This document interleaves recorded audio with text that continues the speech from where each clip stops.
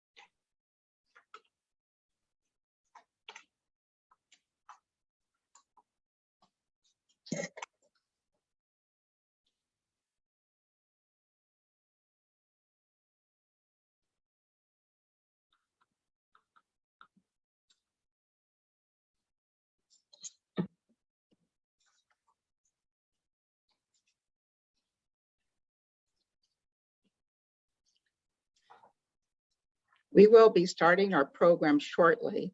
If you haven't already done it, and to get you focused on tonight's topic, type in the chat box your biggest pruning concern.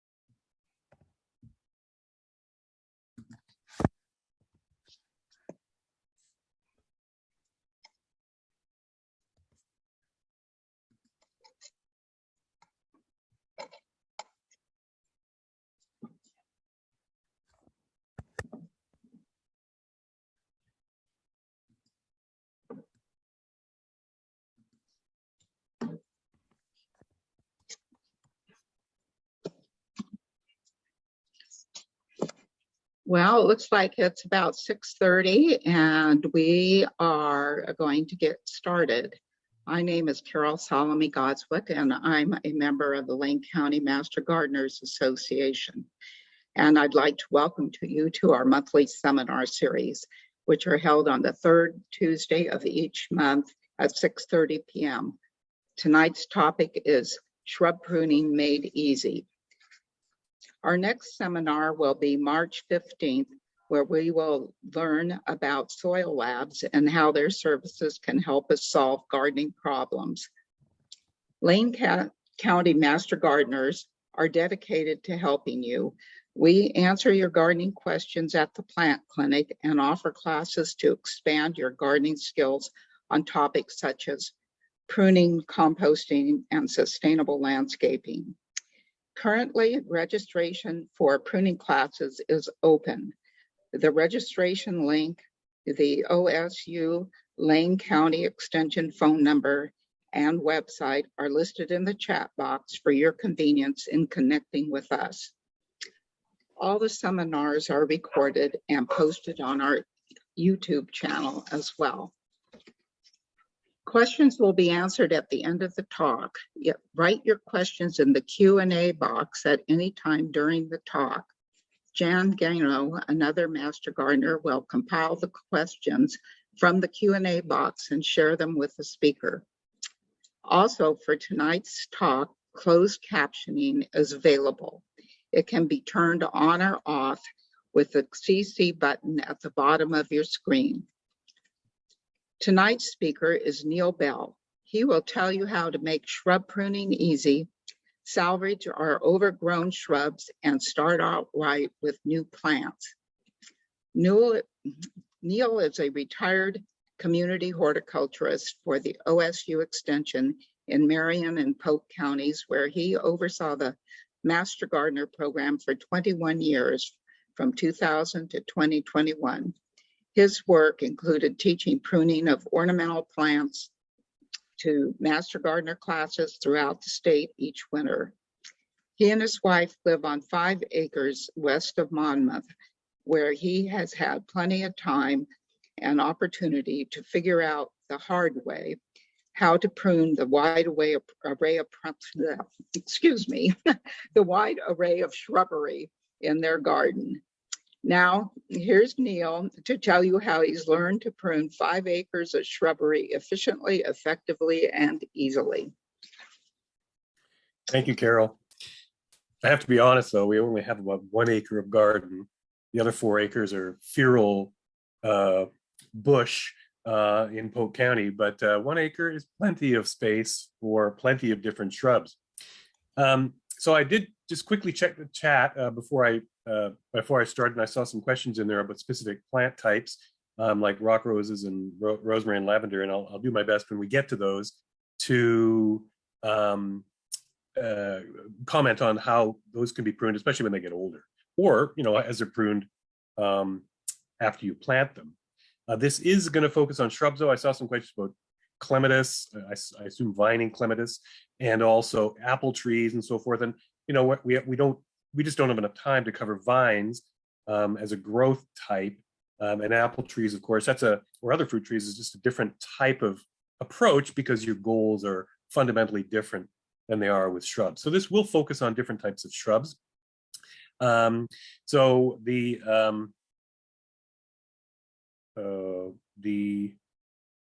presentation, it's funny, I'm sorry, it won't advance.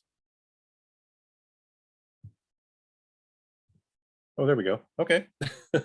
What we'll cover is several aspects. Oh, I'm sorry, it was slow. Of pruning different types of shrubs. If you look at any given yard, this is actually our yard or part of it, there's a lot of different shrubs present, which do vary in their pruning requirements and their pruning time. So what I tried to do with this presentation, and the approach I took when I did Master Gardener training, which I continue to do, by the way, is to try and group plants into easily recognizable categories, a minimum number of categories, so that you can determine both their pruning time, which is based on the flowering of the plant, and also what you're going to do. How do you prune the plant, which is based mostly on growth habit. So that's what we'll focus on here. The presentation will focus on identifying the flowering habit of the plant, which tells you when to prune, and it will focus on the growth habit of the plant, which tells you how that plant wants to be pruned, and also the frequency of pruning, because that varies widely amongst plants. And then we'll talk about how to prune an array of different shrubs as part of that, including mock orange, a cane-growing shrub, lavender, what I would call a permanent framework type of plant, and then this is Russian sage, a sub-shrub. They all have different types of growth habits. They all have different pruning requirements, and to some degree also different pruning times. And then we'll also talk, as part of that discussion, about what to do with plants that have gotten a little out of hand, which does happen. and which I've had to deal with too. So there will be space in there for some of those considerations as well. And some of these definitely get more, get larger and become more difficult to deal with than others do. So let's start with a quick definition of pruning. What is pruning? You could probably come up with lots of different definitions, but a straightforward definition is the selective removal of specific parts of the plant to benefit the whole plant. So there is a simple definition. When I talk about pruning, regardless of what the growth type of the plant is, I talk about pruning to that growth type. I'm not going to alter the natural habit of the plant. So here we have an example, which is witch hazel, which has this nice arching, spreading habit. If one doesn't intervene at all, and with time that just gets bigger and more extravagant as the years go by. So when I talk about pruning, I'm talking about what is the natural growth habit of the plant? How do I enhance that? Unfortunately, a lot of what you see in landscapes is not pruning to the natural growth habit of the plant. What you see is just pruning into random geometric shapes, regardless of what the growth habit might happen to have been. And so the growth habit becomes actually unrecognizable. And so this is kind of a plague, I'm afraid, and sets a bad example. And also implies that everything is pruned the same, which is not the case. If you wish to enhance the natural growth habit of the plant, different plants are pruned in different ways. So unfortunate, but commonly seen. So the first part of the presentation concerns how to determine the flowering habit of the plant. And so when you read about this in books, they'll say, okay, if it's a plant that blooms on old wood, then one prunes it after flowering is done, preferably immediately after flowering. And if it's a plant that blooms on new wood, then one is to prune it in early spring, actually probably right about now. And those terms, old wood and new wood, old wood is synonymous with previous season's wood. Okay, you'll hear that, both those terms used. And the term new wood is synonymous with current season's wood. So those two terms are used interchangeably. And the reason why we make this distinction is because the plants that bloom on old wood and the plants that bloom on new wood do not form their flower buds at the same time. And with certain types of shrubs, there's the risk that if you prune at the wrong time, you'll cut off the flowers, which in an ornamental shrub, of course, is the main or one of the main reasons for its existence. So here is, I suppose you could say, the classic example, which I've seen over and over again, rhododendron, which are almost exclusively spring blooming shrubs on old wood or previous season's wood. So they're spring blooming plants for the most part. And when the flowers fade, as they're doing here, then you'll see these new green shoots coming out, which is very typical. So the reason you prune immediately after bloom is you want to minimize any damage or removal of those new shoots as they're coming out. And at the tips of those new shoots at the end of the year, you'll see these big plump flower buds, which are typical on many or most rhododendrons, very, very visible on the shrub at year's end. And they stay there all winter long. And unfortunately, what happens is you sometimes see people pruning and especially shearing the plants in the dormant period. And what this does is it often removes most, if not all, of the flower buds because they're perched on that edge of that canopy. So here's a group of these rhododendrons which were sheared in the dormant season.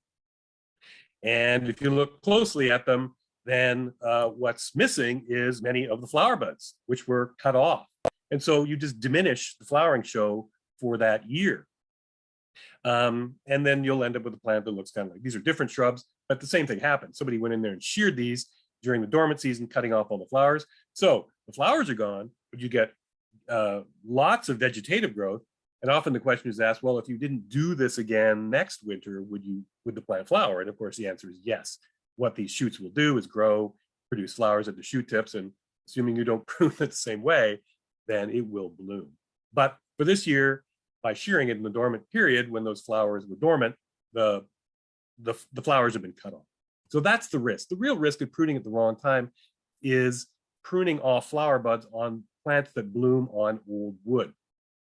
On plants that bloom on new wood, like these crepe myrtles, if you look up here at the top of the plant, this is in the early part of the growing season, so you can see these vegetative shoots just starting to grow. These dead bits at the top here were where the flowers were last summer or fall, as is often the case with crepe myrtles. So as with all flower structures, they're only a one-year phenomenon. The flowers will move elsewhere, with each passing year. So these dead bits can just be pruned off. These shoots will grow out, and your flowers will be at the shoot tips come next summer and fall. So this is what they look like, and those flowers out at the shoot tips as you expect them to be in late summer and fall on crepe myrtle. So the difference is that you can do any amount of pruning on a plant that blooms on new wood in the dormant period, and you won't cut off any flowers because the flower buds develop as they go on plants that bloom on new wood during the growing season. So that's the reason why we have this difference in pruning time on plants that bloom on old wood and plants that bloom on new wood. So the reason for that is this. Here's a little bit more information on that. Plants that bloom on old wood start developing their flower buds in late summer and fall. And so here's an example, which is a boxwood that's usually thought of as a foliage plant, but they do bloom, and they're actually very attractive to various pollinators. So here's a shoot section, and this is the youngest wood on the plant, which is where you'll find the flowers, is all on the previous season's wood or the old wood on this boxwood, which blooms in spring. So if you look a little more closely at this, this is the previous season shoot here, and another one here. And all these fat little buds are flower buds. You're also going to find vegetative buds there, but flower buds are very often easy, as they are in rhododendron, to spot because they're typically larger than vegetative buds. So they'll be clustered often towards the tip of the previous season shoot on those plants that bloom on old wood. And then they flower, and then following the flowering, you'll often find that's when your vegetative growth begins in earnest on these plants. So if we were to shear this boxwood plant in the middle of winter, we would do the same as we did on the rhododendron, which is cut off many of these flower buds. And often people do that because they're really growing a boxwood for the foliage more so than for the flowers. But they do flower if you let them. A quince, on the other hand, is primarily grown from the flowers. I mean, a quince, once it's done blooming, is kind of a generic shrub. It doesn't have a lot of foliage appeal or bark appeal or that kind of thing. The main reason for growing a flowering quince is these flowers. And notice these bloom on bare wood. There is no current season's wood on these things. By definition, they're blooming on the previous season's wood just because there's no new growth. And this flowering on some quinces has probably already begun. So they bloom very, very early in the growing season. So that's the first way one can tell, if it's blooming on new wood.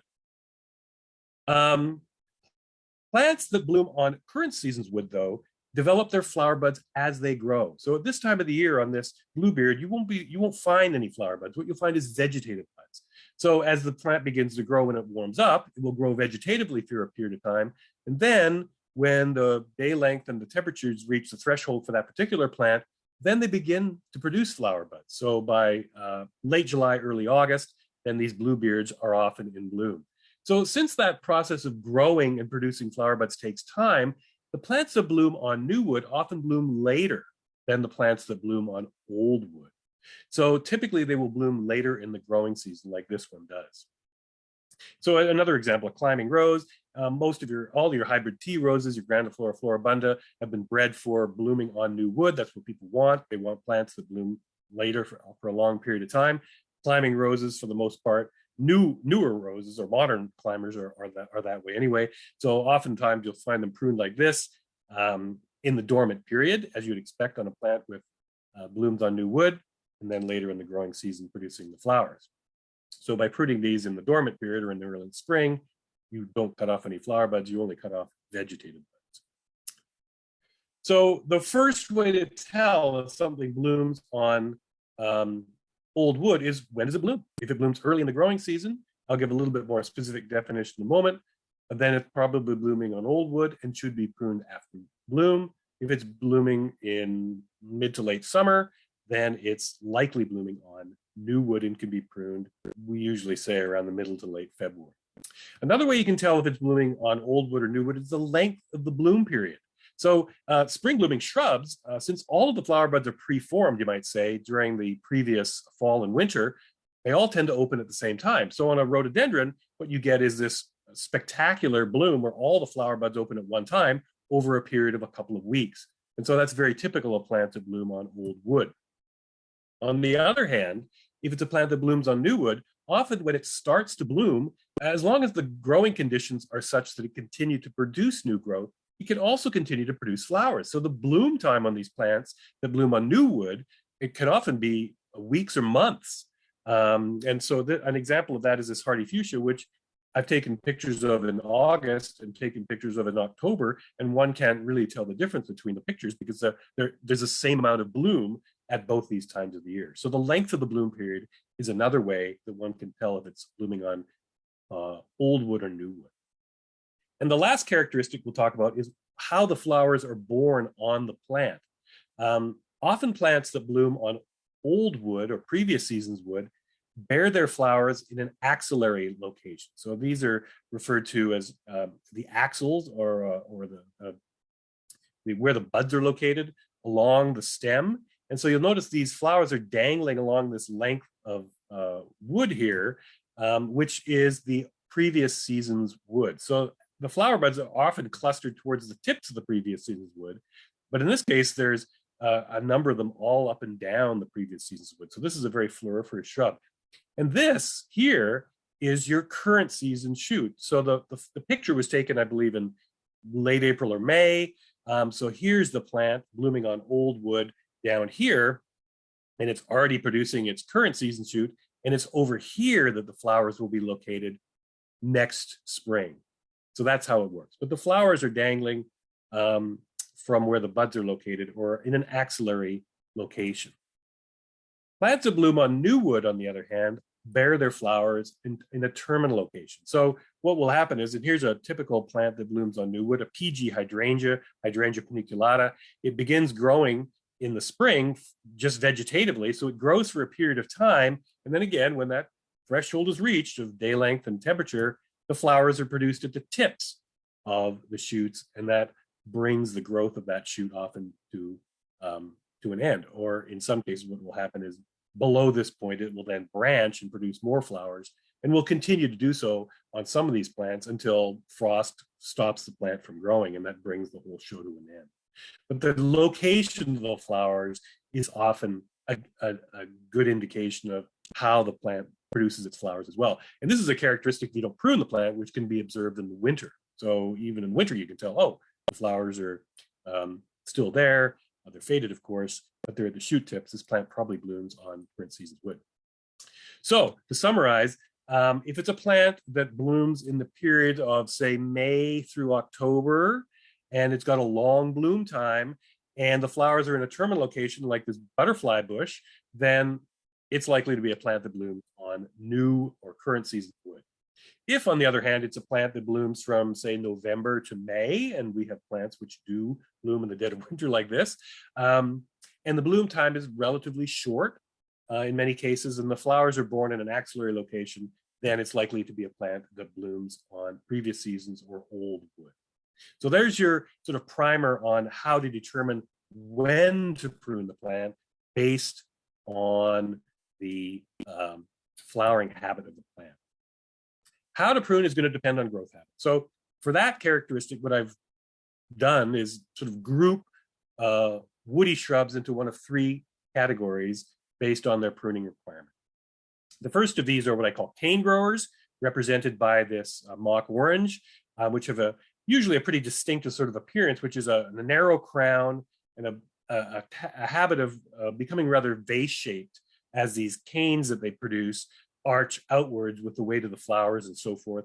So they become much larger than or wider at the top than they are at the base. So that's where the sort of vase-shaped or V-shaped habit comes from. So that's one growth habit. And then there's this so-called permanent framework plants, which are sort of, I guess you could call the trees of the shrub world. And they don't reproduce themselves year to year by producing these new canes the way a cane grower does.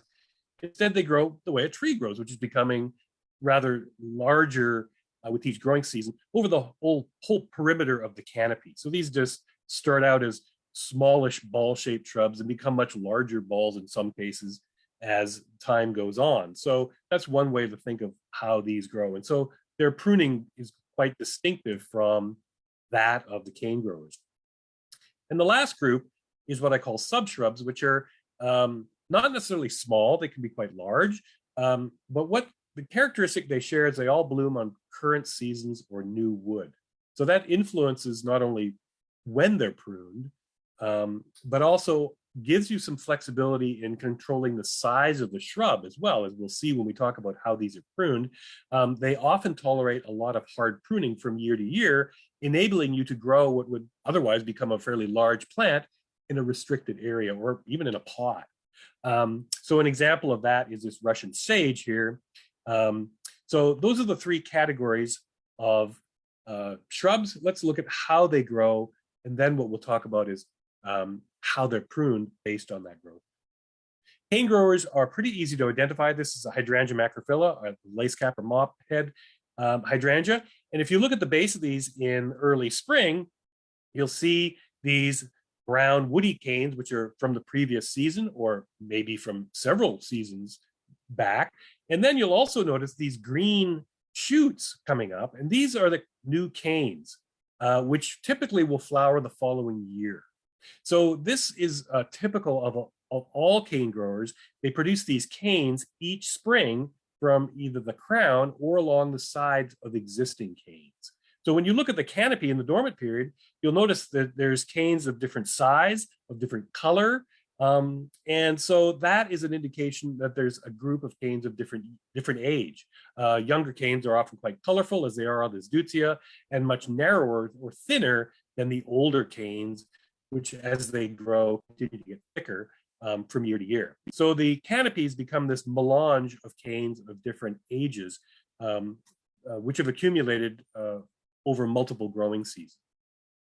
So that's what it looks like diagrammatically. In the dormant season, you have canes. You can see their different thicknesses, their different age. In the spring, as they start to grow, they'll of course produce flowers and vegetative growth up near the shoot tip.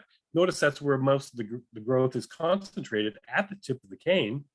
And then they'll also produce new canes, both from the crown and also from the sides of the existing canes. So that will influence how these are pruned as these canes start to accumulate in the canopy and start to compete with one another. So again, in the dormant period, you can look at any cane grower and they have this very characteristic shape and appearance, especially when they're deciduous. So this is a Weigela, and so it's pretty easy to tell. Over here, we have a very young cane, and in the middle here, we have a very old cane, which is very thick and woody. And then when they're in bloom, they have this very characteristic shape too. This is a large Deutzia that I took a photo of in full bloom. So very typical of these plants.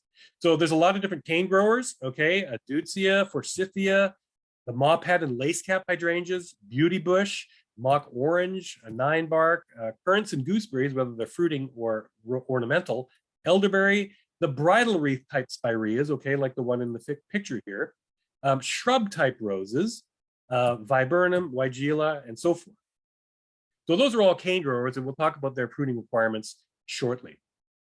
Permanent frameworks are, as I said before, sort of like the trees of the shrub world, if you like. They don't renew themselves from the base.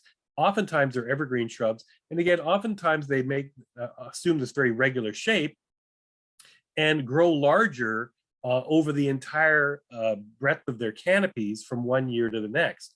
So they become big rounded plants in many cases. And it's these plants that actually have the least pruning requirement, assuming they're given sufficient space, because some of these can become enormous, as we shall see.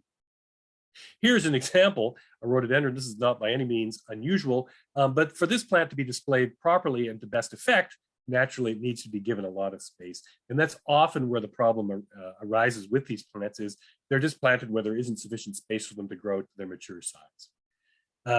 So their growth habit is very different. The canopy consists of this network of underlying branches. Oftentimes these are evergreen, so you won't necessarily see that, but that's all living tissue. And in many cases, we'll have an array of vegetative buds on that network of branches, which enable you to do some cutting back if you need to do so. So that's something that's possible on some of these plants as well. But how they grow is quite different from the cane growers. So in the spring, they'll produce their flowers, the flowers fade away, and then the whole canopy gets just a bit wider and larger than it was the previous growing season. So you can see how this would be quite a different effect than the cane growers. So this is very typical of what a smaller permanent framework plant would look like. This is a Hebe, and they're smallish evergreen shrubs, and really they have very little in the way of a pruning requirement. And that's not unusual for a lot of these permanent framework type plants, which is, what one do to prune this plant? It really has very little in the way of need for that. So that's in one of the reasons why there's some of the more popular plants is that minimal pruning requirement. There's lots of different ones: manzanita, California lilac or wild lilac, cistus, rock rose, Daphne. That's the Daphne odora. Oh, pardon me, Daphne carolmacki on the top left.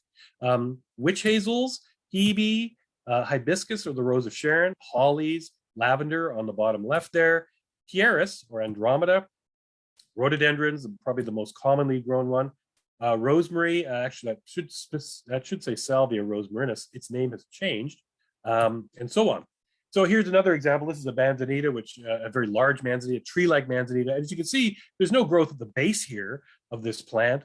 All of the growth and flowering takes place at the perimeter of that canopy, and that's very typical of these permanent framework type plants. So this characteristic actually can be manipulated if you want to limb these things up to form small trees, as they've done with this particular manzanita. Some of them are deciduous, like this witch hazel, okay, and also this rose of Sharon, which is shown on the right. And notice that the flowering habit of these is independent of the growth habit, because witch hazels bloom on old wood early in the growing season. Rose of Sharon blooms in late July, August on current season's wood. So that characteristic is independent of this particular growth habit. Lastly, the other group I talked about is sub-shrubs. All right, and so again, these are plants which bloom on current season's wood. They can be large or they can be small. Oftentimes you'll find them sold with perennials in nurseries, but they're really woody shrubs, and that's what distinguishes them from herbaceous plants, is they do have this above ground woody framework, which can be manipulated if necessary. When they're small like this, there's less need for that, but I'll show you some examples of larger subshrubs that really benefit from a hard annual pruning. So here's another example on the right, which is Cape Fuchsia or Phygelius. So what these are and how they look is like this. You have this woody framework, as I've put here, and then in the spring they begin growing vegetatively, producing these vegetative buds as they grow. And then again, when the time is right, then the flowers are produced at the shoot tips, and that process may continue for a number of weeks or months, depending on that plant. But the flowers are produced on the new growth. As I mentioned earlier, you can sometimes see this characteristic in the dormant period. This is a type of spirea, and if you look up here, all this material there is the spent flowers from the last growing season.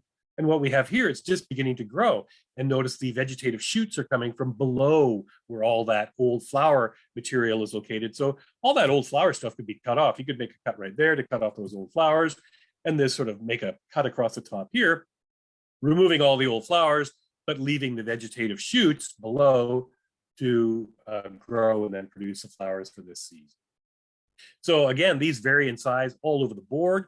They can be small, like this little Artemisia, and notice the flowers on this in these vertical clusters at the shoot tips, or they can be very large, big woody plants, like this chase tree, which is an August blooming shrub with these spikes of blue flowers that are just super attractive to pollinators at that time of the year. So subshrub doesn't mean small. It can mean very large, and it's actually the larger subshrubs which offer you the most opportunity for reducing the size of the plant year in, year out.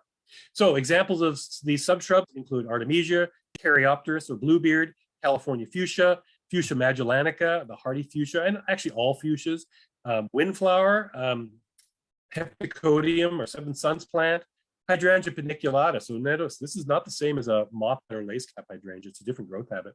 Lavaterra, Salvia, or sages, the woody sages, Russian sage, Penstemon, the woody types anyway, Phygelius, Cape Fuchsia, roses, and Vitex of the chase tree. So there's a long list of these things which vary greatly in size. Okay, so the actual pruning of these plants Let's talk about that. Let's talk about pruning cane growers. So with any of these plants, it's always appropriate to remove any dead growth, any damaged growth, any crossing, impeding type growth, or any twiggy growth which is not very productive of flowers. When these plants are young, they have a tendency to produce sort of floppy growth at the base before they start to produce their very characteristic upright shoots, which is a process that will then continue indefinitely. As the plant ages, then it starts to flower and becomes gradually larger until they reach their mature size, which varies depending on the species and cultivar. So all of these plants kind of do the same thing. In year one, these canes grow and they again produce vegetative buds as they grow. And at the shoot tips, then you get a mix of the flower buds and the vegetative buds.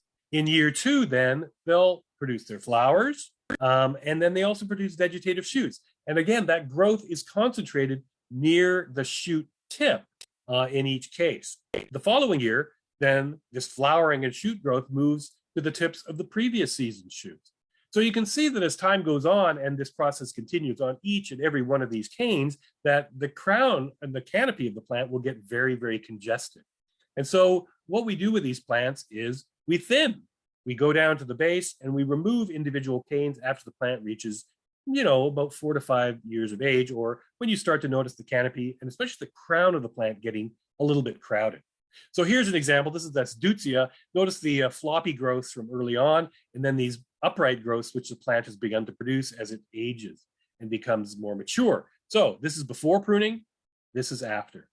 Almost every single cut that was made down in this area, thinning these growths off the plant altogether. I did do this during the dormant period. This is a plant, Deutzia, which blooms on old wood. So yes, I'm cutting off flowers when I do this, but for diagrammatic purposes, it's just easier to show what's going on here. And believe me, even if you do this in the winter period, as long as you leave entire canes, then there's still plenty of flowers on this thing. So that's in the spring, then it grew and produced flowers. This is that same plant the following year. Notice more of these upright canes in the center of the canopy, which is what we're looking for. These nice vertical shoots is what we're hoping the plant will produce.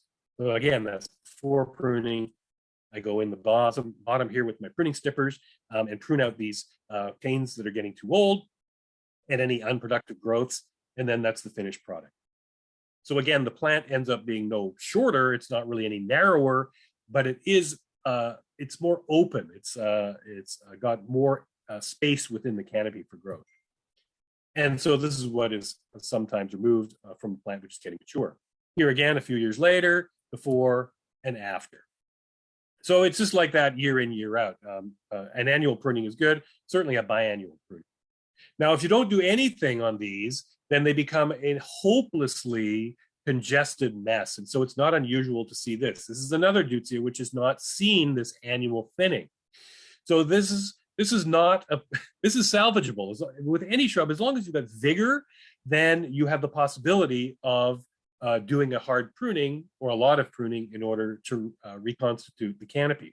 So when they get like this, the crowns of the plant get very, very congested and it becomes difficult to get in there with tools. So this is why you want to do it on a regular basis. But in there we went nonetheless. So we thinned out a number of the shoots at the base of the shrub. Again, I'm going right to the base of the plant and removing entire canes. And this was the finished product. You could do more, you could do a little bit less. But this was a pretty good result for just a single season's amount of work. And the plant is clearly a lot better looking, particularly in the dormant period. And the thing to keep in mind is that these have more than one season of appeal. They have good bark effect. And so when you do an annual pruning, you have that nice shape, that nice bark to look at all through the dormant period, if they're pruned annual. Some things to avoid. Limbing up with these may work if the bark is nice enough. This is a snowball bush. Not such a good look, I would say, on this particular plant. Shearing, of course, alters the appearance of the plant dramatically. If you look at the snowball bush too, which blooms on old wood, somebody has sheared it during the dormant period because there's not many flowers on it as well. And then it's not uncommon to see Japanese barberry sheared into these little meatballs as well, often sacrificing the flowers. The worst thing the one really can do is topping of these, though, because that, again, particularly if it's done during the dormant period, removes the flowers, and it will also alter the appearance of the plant, the growth habit of the plant. This is an example of that. This is a snowball bush in a park in Monmouth, which was receiving this same heading treatment repeatedly. And so you can see how congested the canopy at the tip has become. And then the flowering was very poor as well, because they were apparently doing this during the dormant period. Well, fast forward a couple of years, for whatever reason, they've stopped doing this. So the plant is starting to, grow the way that it would. And these are not small plants. These snowball bushes are large. So you either have enough space for these or you don't. And this shows that plant a few weeks later, just coming into bloom. A couple of years later, that's what it's supposed to look like. So they left this thing alone to do its own thing. And, the end result was better. So avoid topping these. And certainly if it's a plant that blooms on all wood, don't be doing any heading back during the dormant period. Okay, so pruning permanent framework. As I mentioned earlier, these are the types of plants which actually have the least pruning requirement, mainly because they have this ability to form a relatively regular shape all on their own without any intervention by us. So they don't have that annual pruning requirement if they're given enough space, which is typically where people go wrong, including myself. So here's an example. This is a rock rose. It has very little in the way of a pruning requirement. I will say these often produce these sort of brownish seed capsules when they're done blooming. Then you can treat them the way I'll show you in a moment with the lavender or other plants that produce their flowers on stalks above the foliage. Just do a light shearing after bloom is completed to clean the appearance of the plant up. As before, as with anything, if there's any dead growth, that should be removed. For pruning things like lavender and those and shaping these, I have this little electric trimmer, which I have to tell you, electric trimmers can be abused, but they're also very handy tools for pruning things that bloom as the way lavenders do, or like this bolota, by producing their flowers on these stalks above the canopy. So pruning this, it has really a simple pruning requirement, which is you shear this, all this dead growth, this is the previous season's flower off, in the early spring. So here I am on one of these, just using this electric trimmer to gently remove all of the old flower stalks from last year, the same as you would on a lavender, and maybe shaping the canopy very slightly. But other than that, they have very little in the way of a pruning requirement. And many of these permanent framework plants really don't even have that. What often gets done with these things, though, is they get sheared into various geometric shapes. And so that's what you see over and over again with these. This cubist treatment of this English holly, I believe that is, or entire landscapes get treated this way, regardless of growth habit. All right, here's an example of where all of the plants were just flat out too large for this tiny little narrow flower bed between the sidewalk and the building. And it should really have nothing but perennials in there, not woody shrubs. And so this is the end result of that. But oftentimes you see everything, as I've shown before, getting sheared into this shape, regardless of what the growth habit happens to be. So I think that is to be avoided if possible. I'm not against shearing, as I've shown. This is actually a really good example of shearing a rosemary. And again, notice that name, Salvia rosmarinus is the new name of rosemary, into a hedge while retaining the textural appeal which rosemary has, but keeping it off the sidewalk. So that's well done. If you are going to shear, again, many of these plants bloom on previous season's wood. If you shear them during the dormant period, you run the risk of cutting off flowers. So what you're seeing here is just a variation in how severely these azaleas were sheared, and the result is more or less flowers, depending on that severity. So the problem with these is often that they just get so huge. So this is a ceanothus in the foreground, and over to the right here is an equally large rhododendron. So, what to do really depends on your personal taste. I mean, that may be acceptable. To some people, it would not be. But the problem is, what do you do when they reach this size? Because your options become rather limited. Some plants are very forgiving of hard pruning. Cherry laurel is the most prunable plant in the world, in my opinion. If you look at how hard they've pruned this cherry laurel, I took this photo many years ago and then came back and took a follow-up photo It was maybe taken 2 or 3 years later. As you can see, it's almost completely recovered all of that space. So that's one thing to keep in mind, is some of these are so robust that even if you do prune them hard in the attempts to control them, they may grow back. But not all of them will do that. In many cases, you'll get a very poor response to pruning of this severity. This is maybe a little more typical. This is Hebe. This is in our yard, and this thing is beautiful, but it flopped over onto the concrete pad in front of our garage. So I took it upon myself to just cut it back, and in doing so, I've left a lot of the canopy alone. I'm anticipating that I will get reasonable growth from down in here, these stubs of these stems, and that the plant will be a little bit more well behaved. Oftentimes, what people will do with plants that are very large is shear them on a regular basis. And this person is doing this with several ceanothus. There's probably 6 or more plants in there. If they're sheared annually, then I think you stand a good chance of keeping it under control without negatively affecting the flowering. Of course, this will be done after bloom on this particular ceanothus. This is probably Ceanothus victoria. The other thing that sometimes happens is you affect the health of the plant. Here's a very creative work done with this pair of Escalonias here, where they're clearly too large, but they've made space for the sidewalk by just shearing them to create space for people to walk underneath. So kind of a humorous example of what to do. This is not so humorous, and I think what happened here is these are ceanothus. They got too big. They came in and they pruned them too hard. You can see the big pruning cuts made down here, and these plants just didn't tolerate that. And this is what can sometimes happen. You can sometimes affect the health of the plant. Ultimately, these plants required removal. So again, if you're going to do this, start doing it before they get out of hand. So rhododendron is another thing which is often seen growing too large. These plants were obviously planted too close together. And again, though, it gets back to what do you want, and is this acceptable to you or not? If it is, then there's really not much need for intervention, but there are some things one can do. Oftentimes what you see is people will limb them up, and this is actually fairly successful on rhododendrons, some of which have actually quite attractive bark. So you can do that. It's also possible to do that on other types of shrubs. This is a camellia, obviously a very old camellia. You can imagine the size of that thing if it had not been limbed up, but they're getting by with this. And this is a winter blooming camellia. So quite an amazing specimen, actually. And the limbing up that they've done have allowed them to see out of their ground floor windows. Obviously, this is the most effective where the bark of the plant is also part of the ornamental appeal. Nothing says that more than manzanitas, especially these large tree-like manzanitas, where the bark becomes part of the whole ornamental appeal. And so they lend themselves well to being limbed up.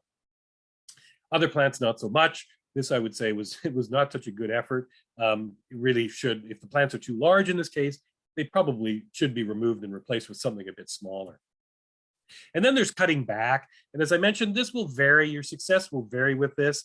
These was some rhododendrons, which somebody has taken upon themselves to do some very hard pruning on. As you can see, the regrowth is variable on this plant. So I'm not sure I would consider this operation a success. It might be better in these cases to move the plant by means of cuttings, which is possible, or even move the plant itself, hopefully earlier before it reaches the point where it's very difficult to do that. But sometimes you inherit these problems from a previous owner. And so this is sometimes what you're confronted with. Again, the vigor of the plant will determine the success of this operation.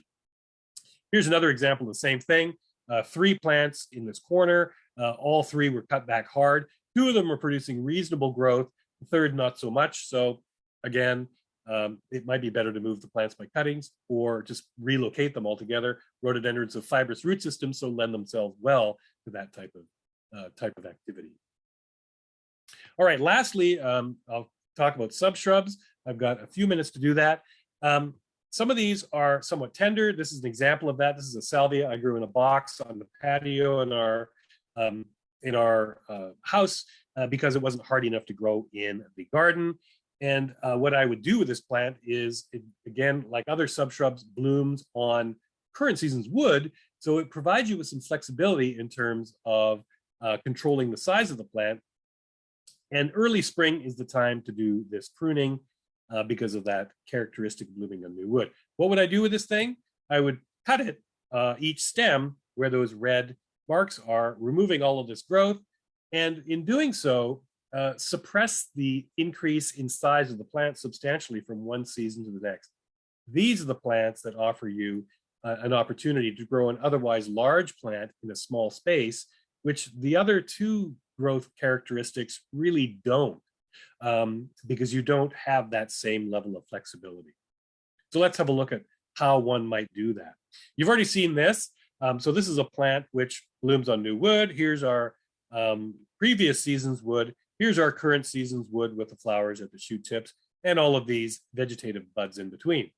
So in the dormant period, in mid-February or so or later, if you want to do major size control on these plants, you would make cuts at the base of the previous, what would now be previous season's wood, where I've indicated, just leaving a stub of previous season's wood above what would now be 2-year-old wood.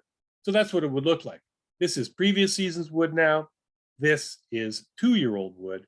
And so what will happen then is the plant will produce new shoot growth, it will flower, and notice, although this is diagrammatic, the plant is approximately the same size as it was the previous year.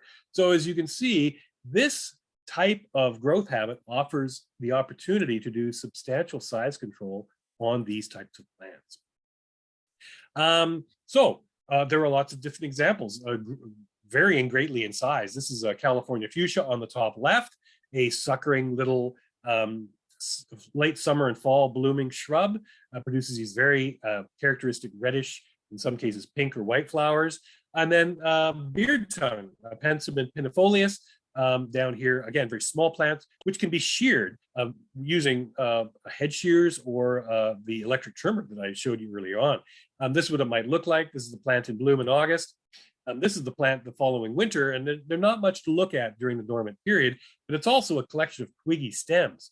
And so it's very easy to prune these things, just shearing all of that dead material off.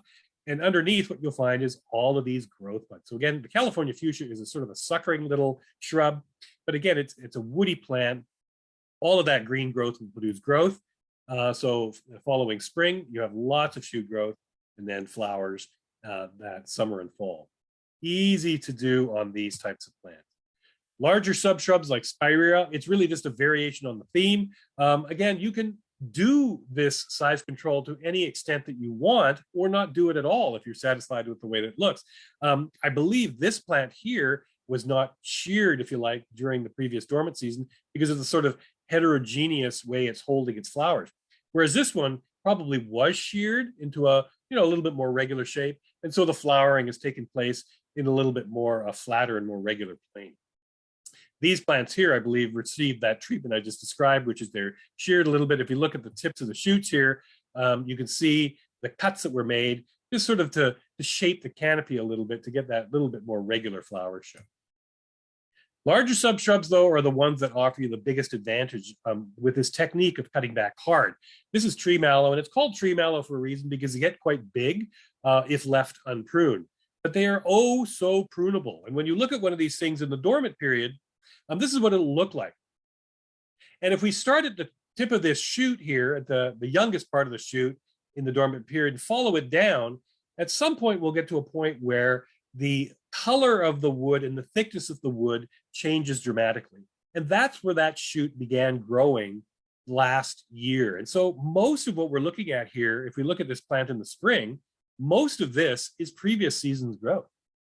So when you prune this thing back hard to a stub of the previous season's wood, most of this has been removed. What I'm leaving here is this stub of what is now previous season's wood above the older wood. And that's done on the entire plant.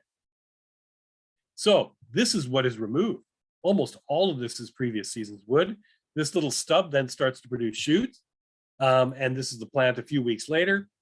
The end result is a plant which is about the same size as it was the previous season, maybe a little bit bigger, but a whole lot less bigger than it would have been had it not been pruned at all. So these offer you the chance to grow a relatively big plant in a relatively small space. Other plants like the PG hydrangea, again, this is not a mop head or a lace cap. It's a different species. It blooms on new wood. So it's a sub-shrub. producing its flowers at the shoot tips. These can often get to be huge. And so what sometimes you see done with these things is they are pruned into small trees, which they've done here. The base of the plant is right here. So they remove this crowding growth, which would otherwise occur down here, and move the growth up a little bit farther, creating, I guess, what amounts to a small tree. Okay, so I have to quit here. That was a whirlwind pruning tour. A good reference book is a good thing to have. I just have a few examples here. This is a really good overall pruning reference for all different types of plants. It is very pictorial. Pruning and Training, the 2017 version by Brickell and Joyce. If you're looking for an encyclopedia without the diagrammatic illustration, but mostly word descriptions, The Pruning of Trees, Shrubs, and Conifers by George Brown and Tony Kirkham. The second edition came out, I believe, in 2004. And then there's a series of books by Cass Turnbull, who, and she passed away actually a few years ago, but anyway, she has a number of good pruning books. She was based in Seattle, so very Pacific Northwest centric work. And there's some websites which offer good information as well. PNW, International Society of Arboriculture, of course, that's going to be focused on trees, but also Plant Amnesty was the organization founded by Cass Turnbull in Seattle, which still exists and still offers pruning information on their website, as well as classes and workshops on pruning itself. And so this is their website address down below, plantamnesty.org. And that, folks, is it. That is our whirlwind tour of pruning. So if there are questions, then I will do my best to answer them. That was great. Thanks, Neil. So there are a few questions. Some of them aren't all ornamental questions, but you can decide if you want to answer them or not. It says, I am out of town until the end of March. Should I prune my roses and my Asian pear when I get back, or leave them until next year? It still would not be, well, if it's a rose that blooms on current season's wood, so in other words, not a species rose, then anything that blooms on new wood, you can still prune at the beginning of March. Yeah, the 10th, 15th of March.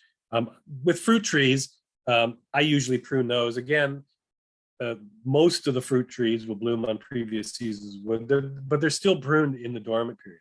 So cutting off flowers is part of the process. They're not all of them, obviously, but I need to go and prune. We have apples, pears, and plums. I need to go and prune them. I'll be doing that within the next 2 weeks.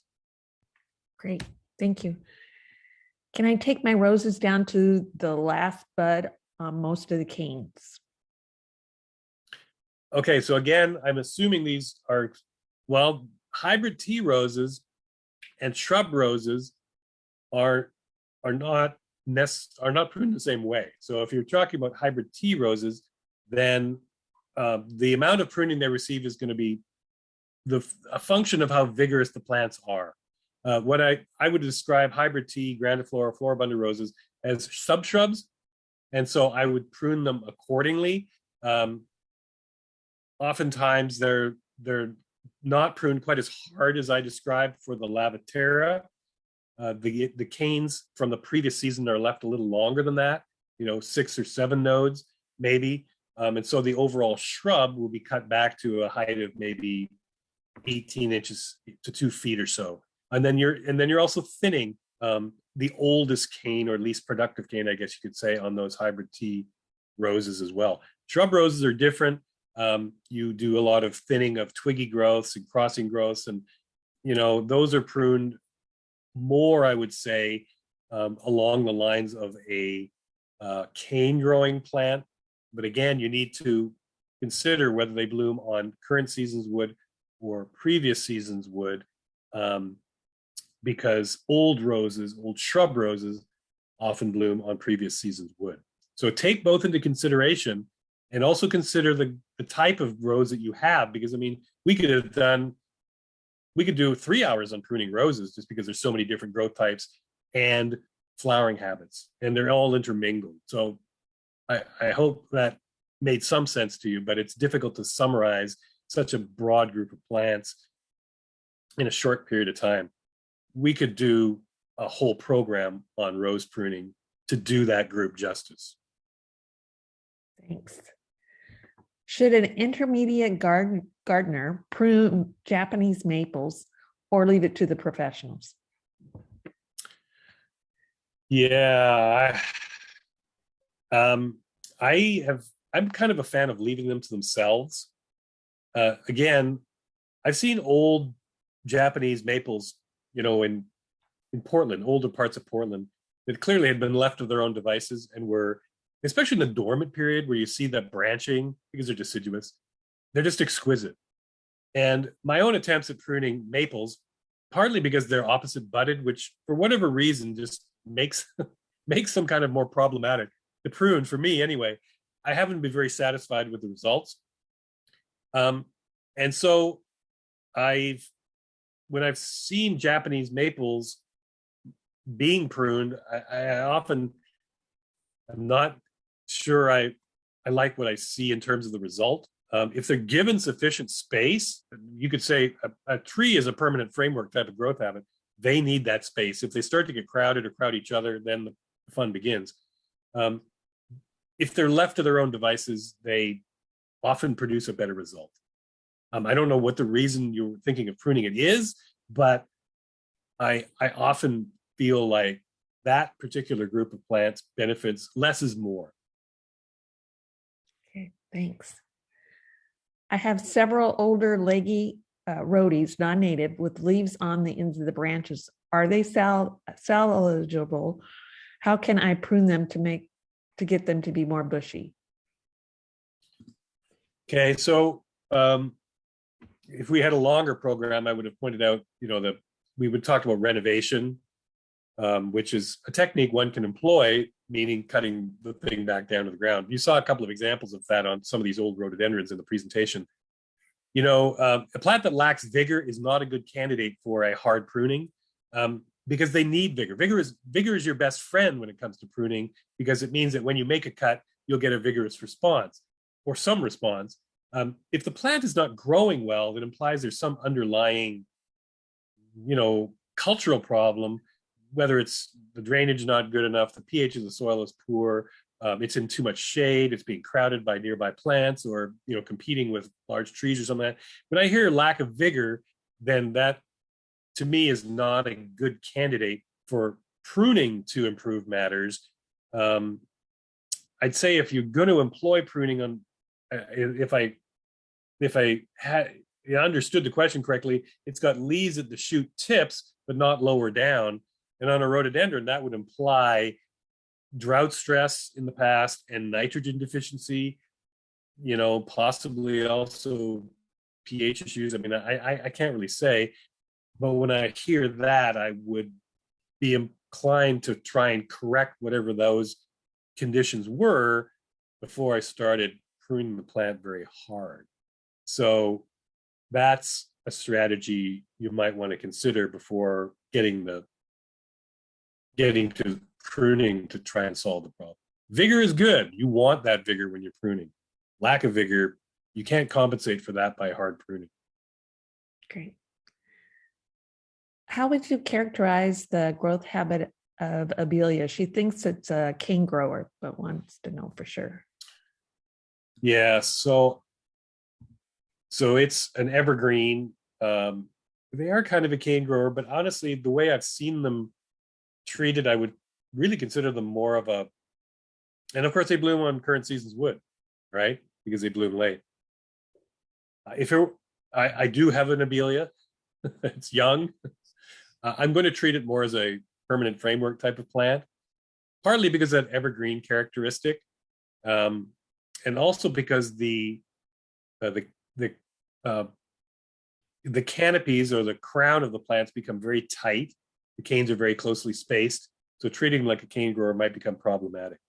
So I can fake it, since they're evergreen, treating them as a permanent framework plant and just lightly shaping the plant to in the spring, because they bloom on new wood. Okay. Recommendations for older lilacs and burning bushes to control size and resize, but not unduly sacrifice bloom and color.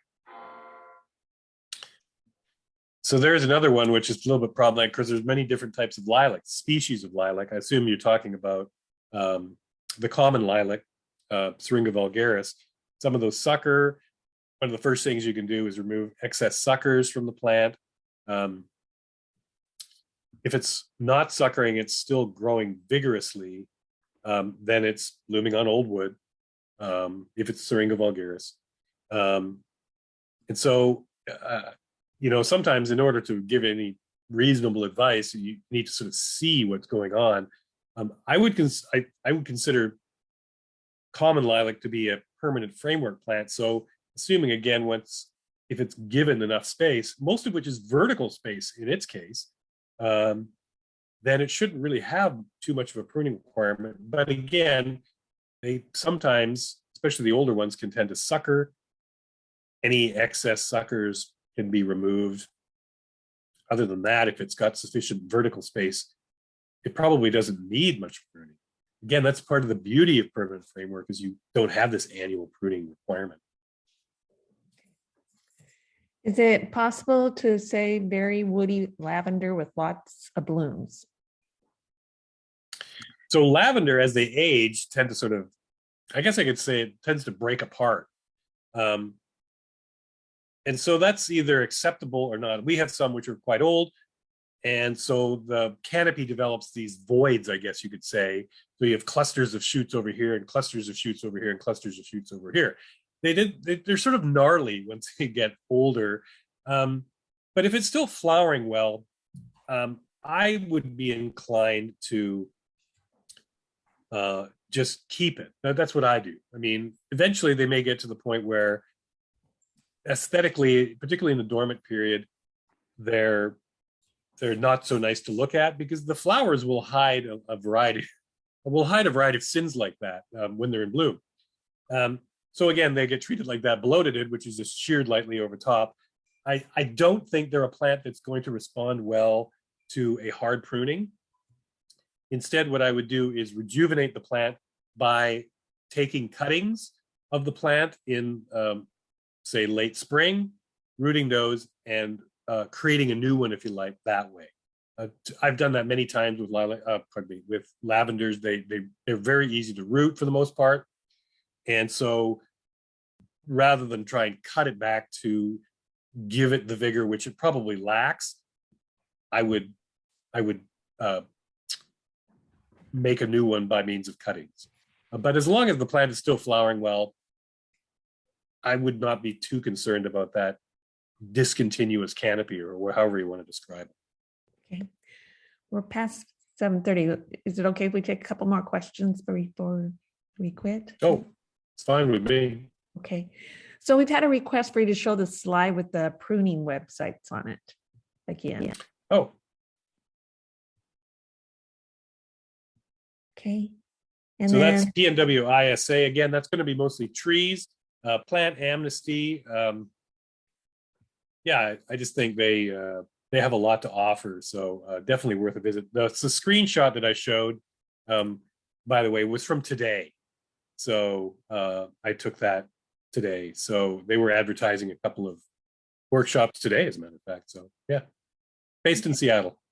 all right. Do you have a favorite bypass pruner? Well, to be honest, I've used several different types. We have Falcos for the most part. That's what I typically use. But we also have Corona, particularly loppers. And then head shears. Again, there's some good brands out there. I'm trying hard to think of the name of head shears that we use. But my head shears have been replaced by that electric hedge trimmer that I bought a few years ago from Polk County Master Gardeners, as a matter of fact, at their plant sale. So it was a bargain buy, and I've used it, and it just saved so much time. So, but head shears, I'm trying to remember the brand, but I think you really get what you pay for. So, yeah. Okay, thank you. For a first year cistus, is there anything to prune or watch for in errand growth? So cistus, a lot of them will form one of those very characteristic permanent framework balls. Some of them have a more upright growth habit. Again, any dead growth should be removed if they, for some reason, has produced any.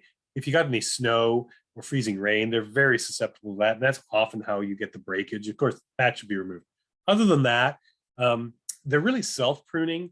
The one exception is what I mentioned, is that some of them produce, rather sort of unattractive looking seed pods or seed capsules right at the canopy edge, which doesn't really do much for the appearance of the plant after bloom. So you could, if you like, use a pair of hedge shears or a electric trim or gas trim, whatever, to just lightly prune all of that off. Some of them do seed themselves a little bit too, so that would put an end to that as well.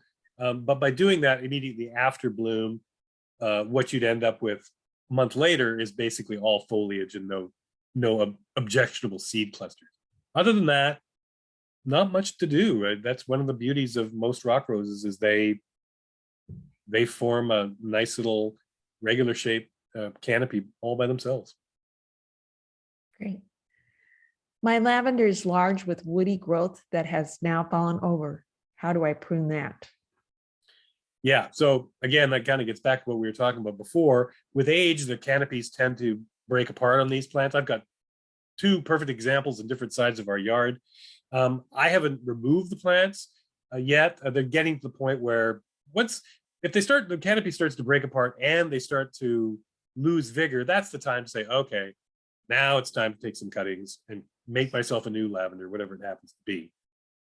Until that time, they really don't need anything that an otherwise a younger, more vigorous lavender would have, which is that shearing off of those previous season flower stalks. I'd be really reluctant. I don't think they're a plant that responds to cutting back hard to try and force growth from lower down.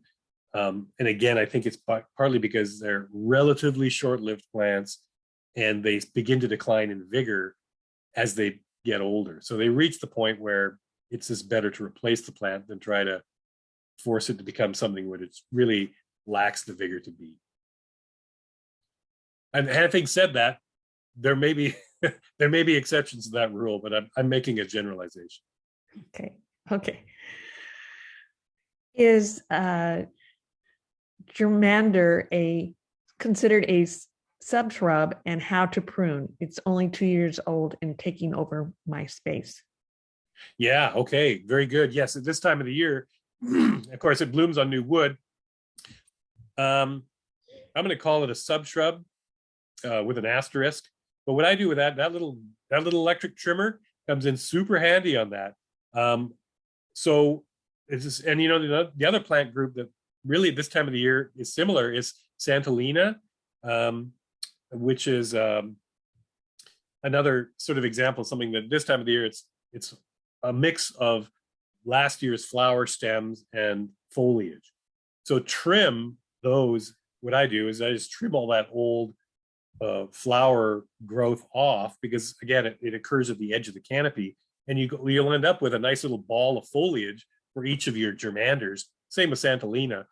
The result is less satisfying with Santolina because of the way they flower. But with time, what happens is when they begin to grow, they hide any of those inconsistencies in the pruning job. But just shear all that old flower growth off using snippers, using a pair of head shears, using an electric trimmer. And now would be the time to do it. Okay. Just have a couple more left. Pruning winter Daphne. How do you do that? So winter Daphne, I assume that means the February Daphne or Daphne odora. It blooms on classic plant, blooms in February. Ours is right behind me, as a matter of fact, but just beginning to bloom now. You don't prune those until after bloom is finished. I usually find myself doing ours has begun to encroach on our sidewalk a little bit. So I've gradually been pruning it back and encouraging it to grow in the opposite direction. But by using heading cuts to cut back the shoots to, side shoots that I think are looking quite vigorous. So I've been doing that over a number of years. I don't want to prune the whole thing too hard. I don't shear something like that. I take the pruning snips out and I selectively remove any shoots that are getting in the way of the sidewalk. Again, that's a permanent framework type of plant. Had I not planted it where I planted it and given it a little more space on all sides, I wouldn't be pruning it. But if I have to do it, if you have to do it, that's the way to go about strategically removing individual shoots to get the size you want and shape. Okay, how do you prune a rhodie? Ooh, can't get this off here. That has been damaged by azalea lace bug. Well, now we're talking about a pest problem, and so I guess the problem with rhododendron is because they're evergreen, you get that feeding damage to the foliage. It doesn't go away because those leaves usually last 3 or maybe more growing seasons before they fall off. And of course, the leaves that are, infested will serve as a source of inoculum for the current season's wood. So since it is an evergreen shrub, the leaves are disfigured by the feeding activity of the lace bug, I would consider cutting below the point at which you had as little below as possible where you had affected leaves, to remove that in the hopes of forcing new growth. Hopefully the shrub is up to that. It has, if it's vigorous enough, then it will, because they do respond to pruning into older wood. So you would do 2 things. One is you would remove the speckled leaves, which is what azalea lice bug will do.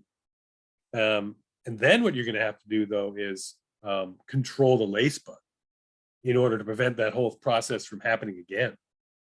So again, when you're cutting stuff back, the younger the shrub, the better the response because they're more vigorous. And aesthetically, it's a better response because usually you're cutting back a smaller piece of wood. So the result is typically better for both those reasons. But again, if you're going to do this, now you have to start controlling the azalea lace bug. Good information on that, by the way, in the PNW Insect Management Handbook or from your Lane County Master Gardener. Okay.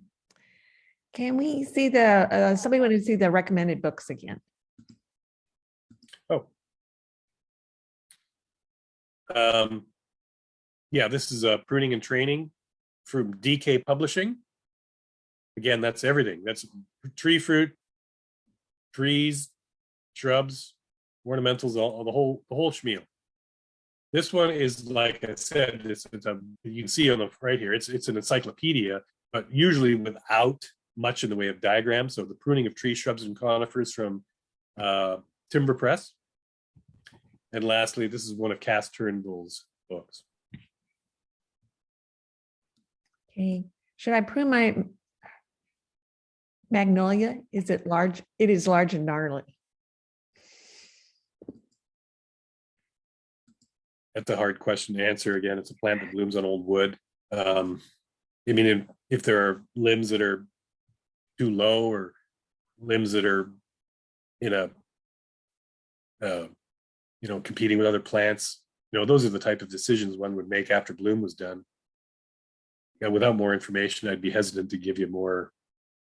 But bring some photos to the plant clinic, and that would provide the Master Gardener with an opportunity to give a more informed response. Okay. One last question, and I'm probably going to butcher the name of this. How would you treat a Kolwitsia? Looks like a cane, but trying to remove the cane seems impossible on large shrubs. Okay, so yeah, Kolkwitsia is a cane grower, so beauty bush, spring blooming shrub. Technically speaking, one prunes it after bloom. You can do what I do on I showed with those Deutzias, which is thinning. If the crown of the plant has gotten so crowded that you can't get in there to remove individual canes, then clearly it's time to do some thinning. And so the overgrown deutzia might be a guide to your beauty bush if it's not seen a thinning in a number of years.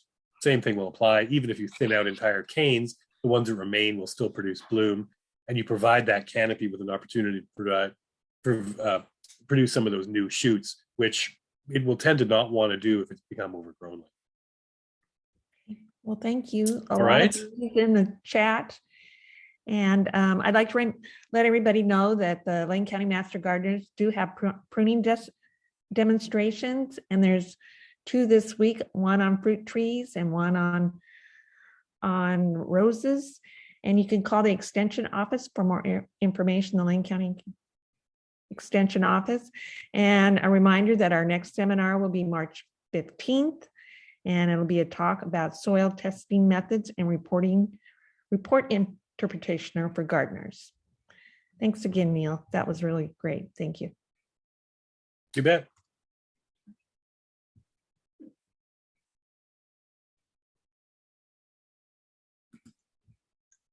Oh, he's gone. Okay. Yeah.